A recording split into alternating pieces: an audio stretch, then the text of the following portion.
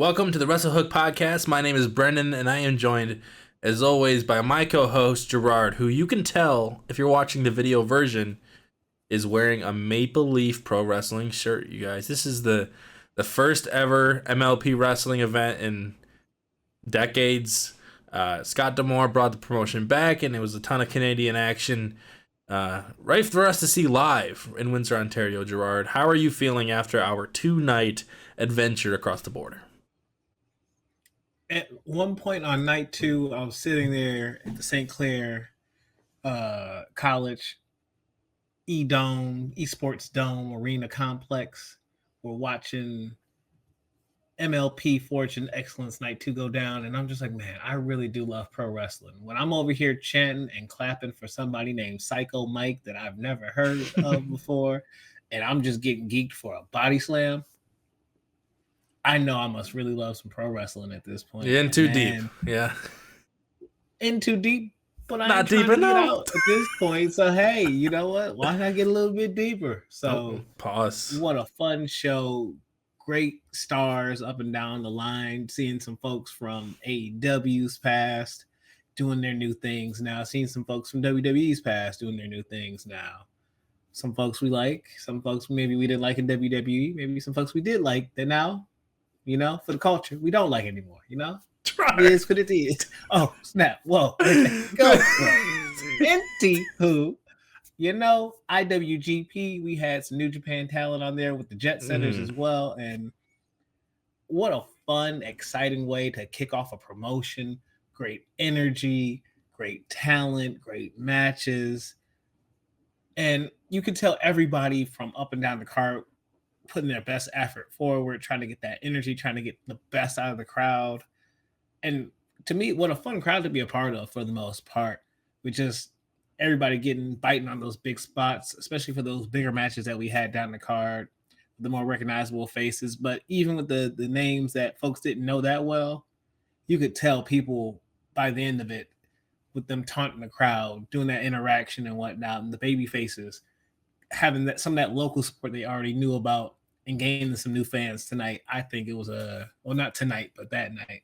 What a fun time. What a fun couple of shows. But where do you want to start? What's the first thing I'd say for night 1 that just stands out as a light bulb for you? Well, besides the main event, besides the elephant in the room, okay. That is. I mean, I guess before we get into the specifics of the matches, I think, you know, like you mentioned already, that night 1 main event between Speedball, Mike Bailey, and Konosuke Takeshita, that's the match for me. I think that's the match for everybody, pretty much, whether you watched it in the building or watched it at home. That's the one you're going to remember. So glad that we were there to see it live. It was probably one of the best matches I've seen live, to be honest. And a part of that is obviously like being so close to the ring and such a bit it felt like we were a part of the show in a way that sometimes those big arenas and stadiums, you know, you feel more like a spectator way up there. But it was a truly great experience. We were a part of the show. We were literally on camera. Unlike those big arena shows that we've gone to. That's true. I've never seen myself at SummerSlam, you know what I mean? But I'll say that, overall it was good vibes. It was a fun time. The setup, like you had mentioned when we walked in, you're like, yeah, this is like exactly just the TNA setup from last year when you've been in that building before. So that was an interesting note, and I think we can touch on that a little bit more later. But as far as the matches go, to me, the people I was most excited to see were some of those AEW stars right now. So Takeshita was my number 1. Really looking forward to see Takeshita. I really wanted to see Athena night 2.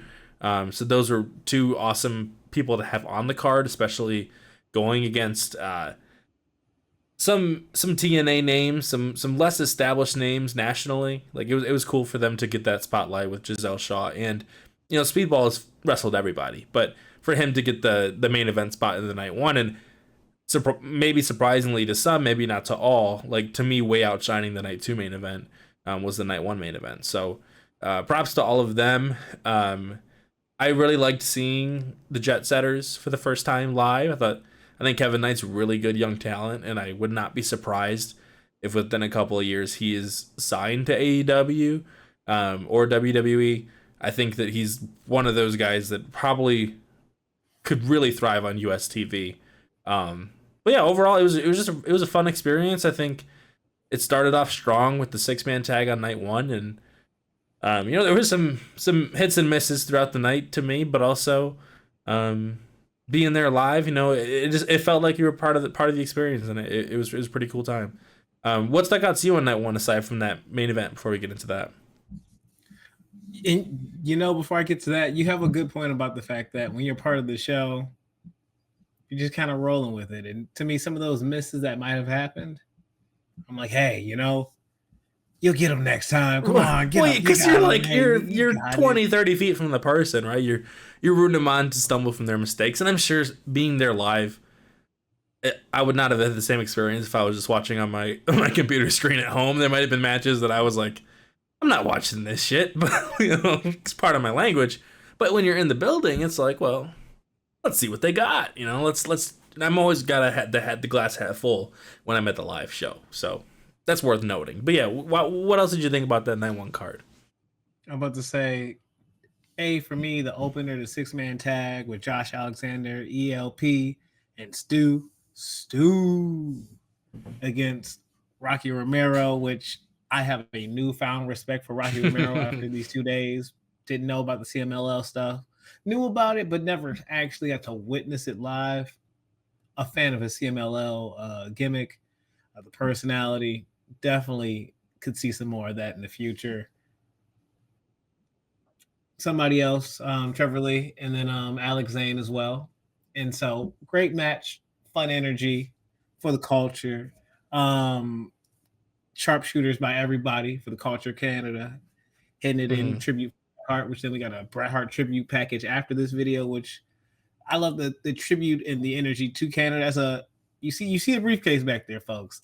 I'm clearly a Canadian fan, and so for me, I'm getting to take in for the first time some new Canadian talent that I had never seen before, while also getting to see some of the names I'm also very familiar with, like a Josh Alexander or others alongside that, like a Stu. And so the QT Marshall. Here's the thing, Bhupinder grew on me. And I liked him out of both nights when it came to him in the tag and him in the singles match. QT, I'm kind of good on QT, but that's such is life when you live in that life. Mm-hmm. But I think for me, the tag match with the Jet Setters, getting to see Kushida live, getting to see Kevin Knight live, and just the energy they got to play around with everybody else. Another standout for the weekend, Brent Banks, another fun person who was in that IWGP tag match as well. Yeah, I think he was one of the more local talents, like totally less spotlighted. But I enjoyed seeing him as well. He had some very loyal fans in the crowd that already knew his chants, and we joined in with them. So shout out to those guys. He was not only the chance, but he won me like in the ring. He was one of the most, like, of the new folks, or like of the folks I hadn't seen that prior to tonight. One of the most impressive people I saw all night long. So, yeah, I definitely hope to see Brent in the future. Whether even it's like, if I hear Brent Banks is going to be like on a Rampage or something, I'm going to catch it on my DVR. I ain't tuning it live, but Rampage will die before that, Girard. It's dead. Hey, I'm speaking into the... Hey, he was seen live on this national Is it going to happen next month? Because Rampage is dead by January. Tony fast. Tony don't play. Tony online. We know Tony online. That's true. I'm sure he watched this. I mean, I know AEW officials were backstage at the show, obviously. You had some AEW talent there. Another person that actually stood out to me, I've never heard of this person before, was Rohan Raja, who wrestled Jake Something on night one. I had just assumed Jake Something was going to wreck this guy because I never heard of that guy, and Jake Something has like 1 million titles across independent promotions and like DPW and stuff. But he actually pulled out the win there, and I thought that he was pretty impressive. As far as the look goes, like he looked like very almost TV ready in a way. Like just his gear, his presentation of him, and he was really physical, and I thought he stepped up to the plate, and I became a bigger fan of his after both nights. Um, I don't want to He had bury really the good lead crowd though. interaction too, and he also had, to me, that promo he cut after the match.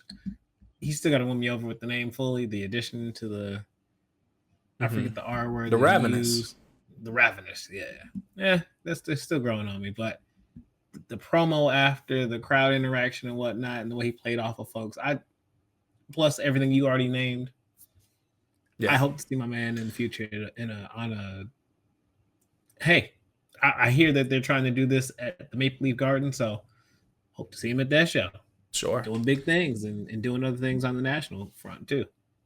Yeah, we also got a real. Like, I thought it was a really solid match with Giselle Shaw versus Miyu Yamashita, night one, and it was pretty entertaining. It was physical. It was cool because it was a really good babyface versus babyface match that the crowd wanted to see both of them, like make comebacks and stuff, and they wrestled the babyface match really well. Giselle pulled out the win. I was kind of surprised. I just assumed that because there was the stip was that if Miyu won, she'd be added to the night two title match. That she was just gonna win. But they wanted to make that a Giselle Shaw versus Athena singles, and it ended up being pretty good as well.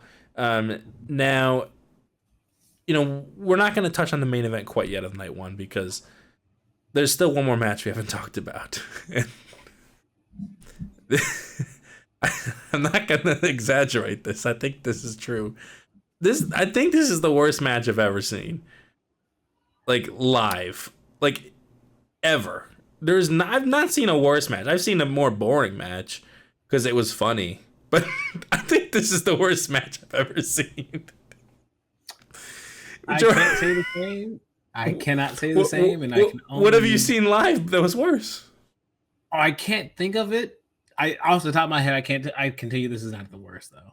This is not the worst, and only for one thing and one thing only, and it's the only thing I could pull from the match because I'm watching. I'm just like, God, those punches are not really lighting my world on fire, let alone anybody who he's hitting with them. Okay, the moves and whatnot. The ending of the match. But The angle. oh, I'm not even at this. The whole thing was terrible. And you might call me a jackass. You might call me whatever you want to call me. He's a veteran. Bully's a veteran, and I actually could pick up on the fact that Homie's a veteran watching him live. Because Homie, like I'm watching him with the Hulk Hogan, not the racist part of it, but the Hulk Hogan mindset of, oh, you're gonna get the most out of the least. Every word, every interaction with the, because here's the thing. Up to this point, and yeah, he might be the one of the biggest names on the card. Homie had the biggest heat of anybody, and he's out there working the heat from the second he gets out there to with the ring announcer to with everybody and how he's announced and I'm in 2 Hall of Fames and this that and the work rate. Yeah, Homie can't wrestle for nothing. Like now, like that's tough. Like Homie pulled. Bully Ray is not a good wrestler. Like he was a good wrestler and pulled something out of himself when he got himself in super good shape and did that TNA World Title 2 title run with the aces and eights. Homie really did much after that, and then like, well, he's done stuff, but like work rate wise, like he's not been. Yeah, Homie's not a good wrestler. But the thing is though. Like, is that that was the worst singular performance I've ever seen. Every move looked terrible. Every move he did, whether he took it or he provided the offense to me, looked very bad. He probably fell down, I think, one time. It was just embarrassing. I was just like, this is unfortunate that this is a part of this card, and it's not, I'm not saying every match has to be like a big work rate type match. Like that's fine. You can have nostalgia acts and stuff on a show. But man, like I just thought it was dog shit. I was just mad the whole time and but it was funny. And it was funny. And at the end of the match, I thought one of the funniest parts is when Bhupinder came in with the chair and he was like gonna hit him. But then he had to let Bully like slowly get out of the ring. and like roll out, and so he just kept holding the Oh chair up. no, he like, come on, dog. But He's but here's the 53 thing. though. He's not that. I mean, he's 53, bro. It's not. And I'm not being racist when I say this. They even did it on this card too. Josh did it the second night. Bhupender's Canadian. He's from Windsor. He's not one of us Americans. Maybe an American would have swung the chair. American babyface would have swung the chair and kept clobbering him after he left out the ring. But we stand on business in Canada. He's trying to be fair about it. No, he was already going out the ring. So he said, "No, I don't accept keep that. moving, buddy. Keep moving." But I don't. That's just like not the heat that I find entertaining. I just think it's dumb and roll my eyes at it. So that's why. And also, I have no nostalgia for Bully Ray at all. Like, I've seen some of his matches that are fun, and I just don't care like that he's on the card. So maybe that's it too. I also just don't, like Jinder Mahal is, it just had all the ingredients to be one of the funniest and worst matches, and I think it was. So props to them. I was on Positivity Train with Raj, with the Maharaja Jinder, the former Jinder. Okay. I was trying to be on a Positivity Train with him, and to me, homie did fine. Homie did. I mean, I don't know what you expect from him to do in this, case. I can take you back in time to that WWE Championship match with Shinsuke, and I can show you something else, and I can then bring you back to now, and I bet you'll be appreciative. Well, I'm just saying. I've seen growth, so I'll start with that. And your Bully ain't falling off no ladder. He's not falling off his feet like I used to see him as a kid. He's not doing the TNA run anymore. It's a shell of the TNA run. But I get it. Homie's a good talker. That's one thing he can do. He can run his mouth. Whether people like what's coming out of his mouth or not, that depends. But here's the thing. They got people chanting. And I mean, the match was not the greatest match of all time, but they got people to pop so hard for that referee spot, my dog. I guess, but that's not even like. Oh, it's what are you trying to get out of it? Like, here's the thing: if we're looking at it for pure, let's get the crowd heated, entertained, right before we have the women come out, and so that crowds are jazzed up for the next match. Look, I'm just saying it was build something for the next night. It achieved its thing. I wasn't expecting Bully to come out here and do no 4-star classic, man. Well, no, it's not about your expectations. I'm just saying it was so bad that it made me laugh at times, but it wasn't bad enough that it was really funny. It was just kind of like it had some moments, but I didn't need it, and I didn't need another one. I thought, I was like, okay, at least they're just doing the one. And then they just did it. They did the tag. I was like, are you serious? I didn't. What you feel about this? I feel about the Harley Cameron Bully spot in the tag. I'm just like, This is the same thing. Bully did that on night one, and then he's yelling, my balls, my balls, my balls. I'm like, okay, is it for the 8-year-olds? I don't know. Like, maybe it's for the 8-year-olds and the 55-year-olds in the crowd. It's not for this guy. It was way more than some 8-year-olds. I'm saying it's for the older folks. Kind of like, yeah, I just wasn't. I just wasn't there. I couldn't. I don't know. Maybe we were positively on, but no, I wasn't clapping. You weren't clapping either. Day you weren't even being positive about it. You said no, because I thought it was dog shit. The one part I thought was just insane, and I did clap for was when the ref did the move. Thought that was funny in a moment, but the finish was probably one of the worst finishes I've ever seen to a match. I know that. I fully agree. And then the angle was like poorly executed. Like the music went on and he didn't come out, and then there's confusion, and then he came out, and then like I said, he like was gonna hit him, but then Bully was so slow getting out of the ring, and it was all bad. And then I was like, did we need a tag match to build to off of it? No.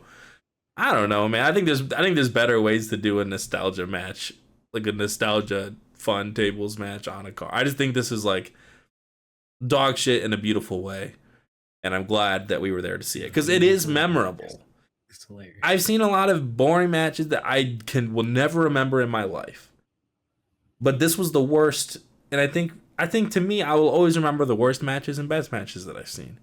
This was the worst one I've ever seen live. Absolutely. I don't think it's close. Um, now that we've gotten the dog shit out of the way, we had an absolute classic because Konosuke Takeshita came out on night one, not defending his title, but it was the stipulation was if Mike Bailey could beat him, then he'll get an international championship match at some point.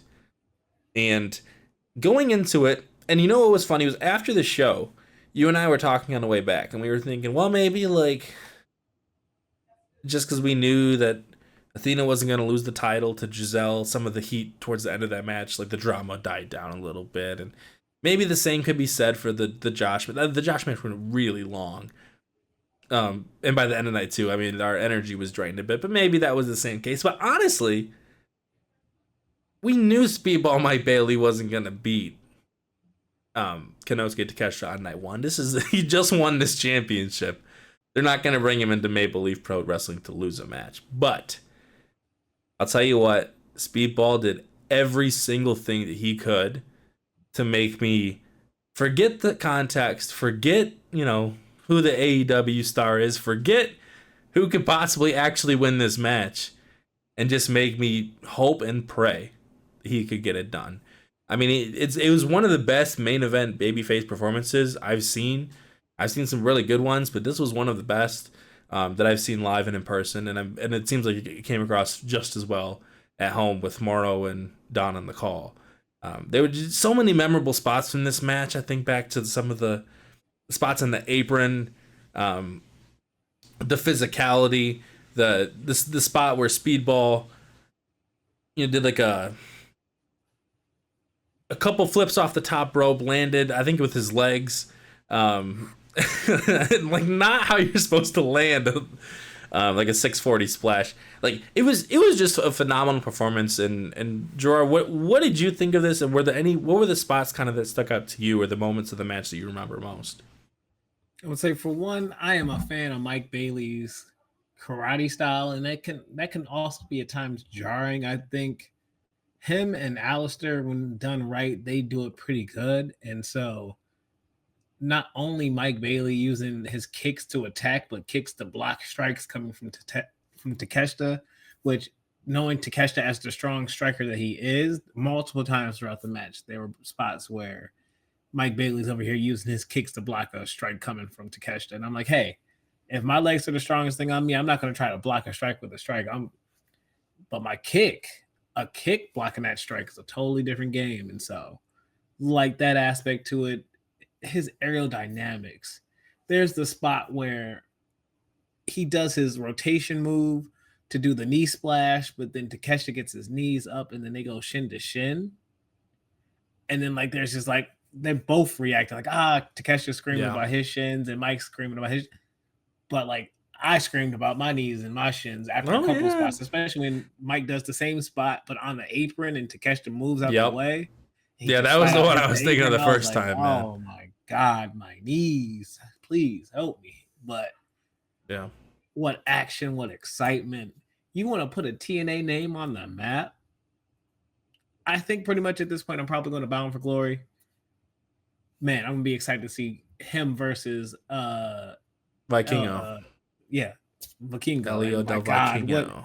The amount of flips and that's gonna be crazy. And kicks is gonna be off the charts, off the chain. And so, hey, make a name for yourself. And as somebody who's only followed Mike Bailey through podcasts and not really watching a lot of stuff live with him, and when I got to Sacrifice, he was actually one of the matches that was happening live there when I was at this venue last time at TNA Sacrifice. And it was a tag match. I was like, okay, cool, that's Mike Bailey, but I don't see what all my podcasters are talking about when he's facing Kota Ibushi and he's doing all these WrestleMania weekend shows and the King of the Indies for that year. I don't see that Mike Bailey. I see that Mike Bailey. This is that Mike Bailey. That's the man. He took his. I don't have my headband on. I should have took my headband off and hung it up right here like he did his. Because homie went to work and homie put in that work. But let's not bury the lead. Let's not bury the champion, because Takeshita, man, oh man.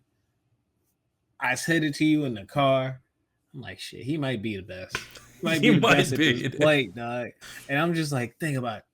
He's doing this output in front of us. We drove not too far to go see this show, and it's in Windsor. Homie got regular matches to do. He just came off the Wrestle Dream match. He's had a steady output, and we also know he's hitting up other indies too. And homie's not holding back. Like, I'm sitting here watching Takeshita. He's not holding back at all on night one. I'm thinking like, damn, what you gonna do on night two, my dog? You gonna make it? Mm-hmm. Can you make it to Dynamite? You're gonna be good. And it's just that output, the cleanness of it, the intensity. I mean, he's just the athlete that he is, like, for his size. It can't be understated. This guy is probably the best athlete for any wrestler of his size that exists. Like, there is no one to me that comes close to him in that way. It's so scary. I saw him this morning, dog. Not in person, but I was like, where? No, I didn't see him in person. Looked at my phone on my Instagram scrolling, and it's like I don't remember who he's facing, who he's facing at the time. Somebody I knew though, like a regular household name. Mm-hmm. But he's facing them in Japan, and I'm looking at him like, holy crap! And it's Takeshita, but like he looks like Takeshita ate that Takeshita, like the one we know. He's a little guy over there. He looks at least times 2 or 3 his size. Like homie looks small, but it's also from like 12 years ago. Oh wow, like video footage. I was like, dang, homie been wrestling that long. I didn't even know that. I think he started really young. But to see him where he's at, to where homie doing this thing. And he's 29. He's only 29 years old. Homie been cooking. Like, homie. He's probably 17 in that match you saw. Homie, man. If my knees and back hurt the way they do, homie cooking. That means he in his prime. He doing his thing.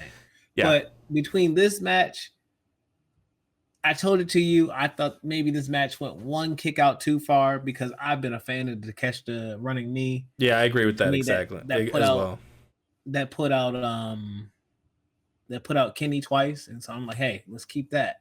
That's the move. That's the thing. I also thought maybe we could add one of them forearm strikes because at a certain point, homie, you got a good forearm. It ain't, call it an H bomb, call it whatever you want to call it, the T bomb, Takeshita bomb. But throw it in there. But the forearm could be a move. But his almost Falcon Arrow-esque finisher that I saw, it looks like a mix between like the rotation from his Blue Thunder bomb onto like a regular Falcon Arrow, which has it. But like I don't know, it looks like it is an interesting move there to it. I liked it the second night better.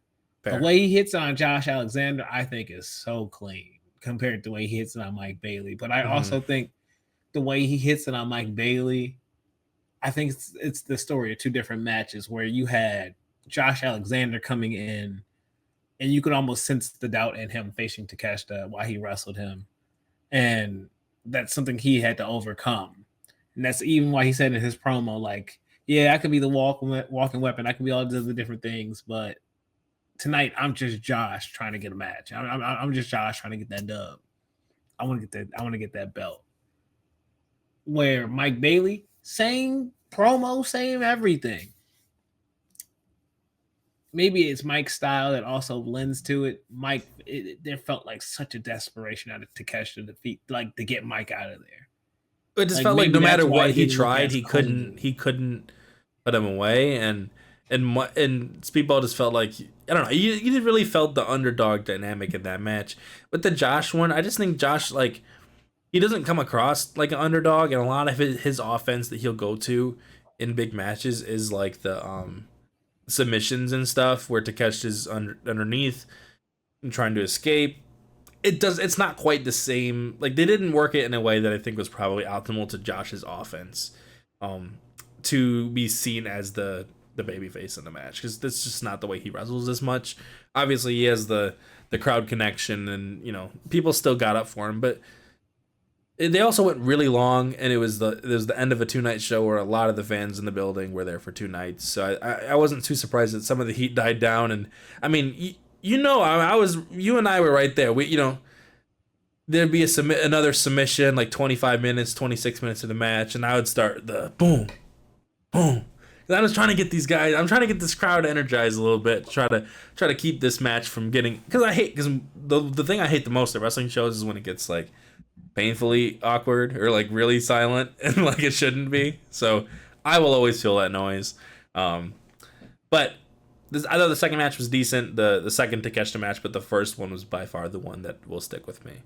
That being said, Mike Bailey had another really good performance against DLP on night 2.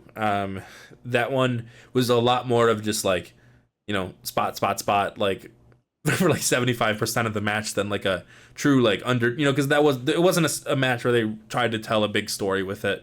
It was more just like, hey, look at all the crazy stuff we can do, and they did a fantastic job. Other than that, I also think they wrestled like a different pace with it as well, which I think is also understandable due to the fact that you pointed it out to me when he's come out. You're like, look at him, his neck. I mean, he's still beat up. He's still looking beat up from the night before. I'm like, he is. Yeah. So, he looked rough. He was able to get that dub on the second night. ELP got his dub on the first night in the 6-man. So Mike got to have that showcase at the first night and got to have that win to send the fans out on, hey, yo, I'm one of your people. I'm Canadian, one of the hardest working Canadians out here from Montreal. That's right. So no, I'm a fan of that. I'm a fan of both matches.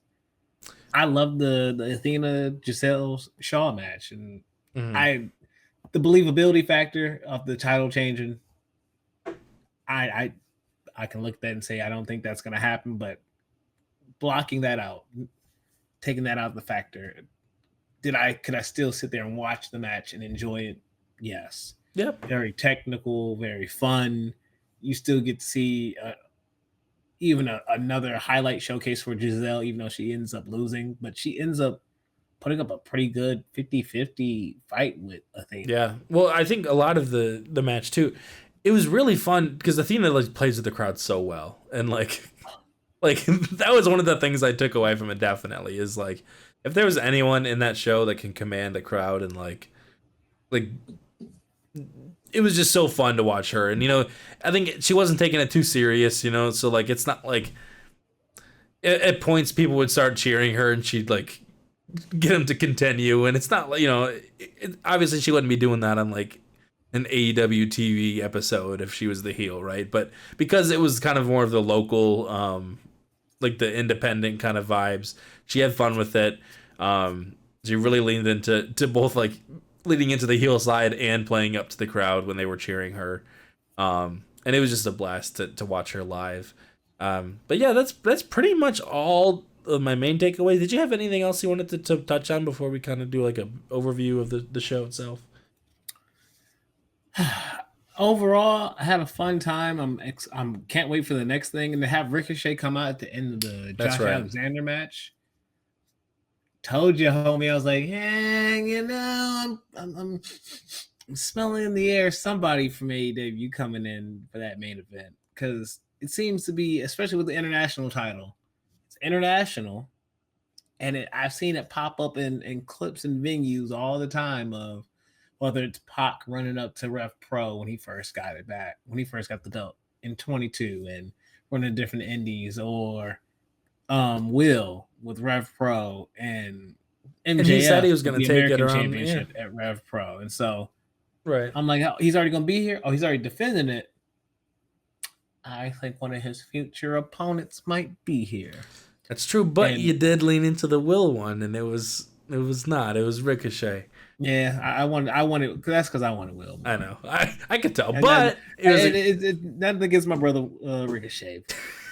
That's just. Hey, I've seen a lot of Will Ospreay live this year with you, so I'm cool. I'm cool with seeing the Ricochet run, and I haven't seen him. Oh, most definitely in a while. I don't recall if I've ever seen Ricochet live. I guess I did at SummerSlam. Yes, you have. I did at SummerSlam against Logan Paul. Yeah. But it's cool to see him, and I think that's the last time I saw him too. Yeah, probably. But yeah, that's that's the Maple Leaf Pro, the first weekend of it. So like you said, when we're there in the building, we got a generally positive attitude about the show, appreciating it for what it is. It's a fun show, live experience, fun time to be there, to see all these like wrestlers live and in person. Some of the conversation that I've seen about the show since returning back to our home here in Michigan, people have been kind of maybe a little bit just down on the vibes of saying, do we really need like another TNA with the Canadian flag? Do we like with as far as the presentation goes? Some of the Bully Ray match, a lot of TNA talents obviously on the show, and I think it's worth to consider. Was there anything about the presentation that you were kind of hoping would stick out a little bit, or they would try something new with it that they didn't do? Or I guess, how did you feel about the presentation of the show as a whole? I'll put it down like this. I don't see anything wrong with it looking like TNA. You know why? Because TNA doesn't come to Windsor all the time. It comes sometimes, but it doesn't come all the time. And if it means that Windsor talent gets an opportunity to promote themselves, if it means that Ontario talent in general, because they might be going to Toronto next for their next show. And from that video highlight package, a lot of the biggest matches in Maple Leaf Pro Wrestling history has taken place in Toronto, one of the bigger wrestling cities in the world. So I don't really see a problem with that. Yeah. To have an indie come up at that level, to have replays, to have Mauro Ronaldo, to have AEW talent, TNA talent. And here's the thing, especially when you hear about the whole Scott exit, at least it shows you, okay, I can go pursue my own dream and have a working relationship with my past company too. Because if they're allowing talent to come wrestle on that show, it's not like they don't know whose show that is. Yeah. And so, but to have support from them, have that support from AEW, I don't know. I don't know if they're going to become a full-time show like that runs a lot of weekly shows. I don't think that's their. No, I don't think that's the vibe of what they're doing. But if they do a big 4 or 5 every like year, why not? Like, I don't see anything wrong with that. It builds up people. It gives people another venue, an opportunity to work and make money, and at the same time be discovered. Like, who knows? I'm waiting for the day that our tribal chief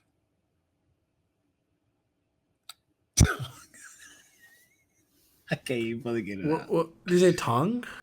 Tongaloa main events WrestleMania against Psycho Mike. It's gonna be a crazy time to be alive, my dog. Sure, and that being said, I think we're about there. No. But here's the thing: wouldn't that be cool that somebody you saw on this show makes it big one day? Yeah. I just wouldn't personally. I don't think Psycho Mike was my pick. Respectfully. Okay, like you know how I feel about like the bits like on a wrestling show. Like, I don't really. I'm not doing to the Joe Hendry deal. So this was name if you like. So the body slam thing wasn't for me. I mean, I thought it was bizarre how much people already knew it, and it was fun. It was fun to be there live, but I don't necessarily want him to be on Collision next week. I think that's where I draw the line, but. But you get a. I know what you're saying. Well, that's why it's fun to be there. Bakes, what's his name? Leo Rush. Yeah. Or on 7 minutes. If I saw him on a card, like a prestige card versus Leo Rush, I'd probably, if I was not busy, I'd probably check it out because I'm a fan of his now. So yeah, I mean, it was a great experience to be there. I think as far as the presentation of the show, at the time I didn't really mind it. I didn't really think twice about it. But zooming back out, looking at the landscape of wrestling as a whole, I do kind of wish they were a little more ambitious in just trying something different, like that looks a little bit different. It just looked very much similar to TNA, which looks pretty similar to NXT and the PC, and I think a lot of wrestling just kind of looks the same. And I was just kind of hoping maybe, I don't know, maybe they try something new that we haven't really seen before, and it wasn't any of that. It was just kind of his first show, so maybe maybe with more time that they'll get a little more advantageous with some of that kind of stuff.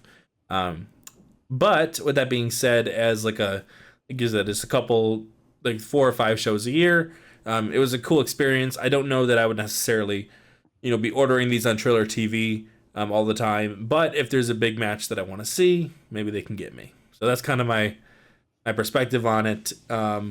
It was cool though that their first show was right near us, because it definitely was that like special, like you're here for the first time kind of deal, and it definitely played into my enjoyment of the show. So yeah, with that being said, thank you for listening. That was 40 minutes on Maple Leaf Pro Wrestling. So if you're a wrestling fan out there that you're curious how that show went, hopefully you go and watch it. Some of those matches we highlighted.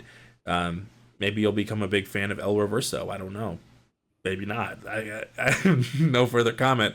Anyways, this is Wrestle Hook. If you are hooked on wrestling, this is the place for you to be. You're not classy. You're not classy. Peace.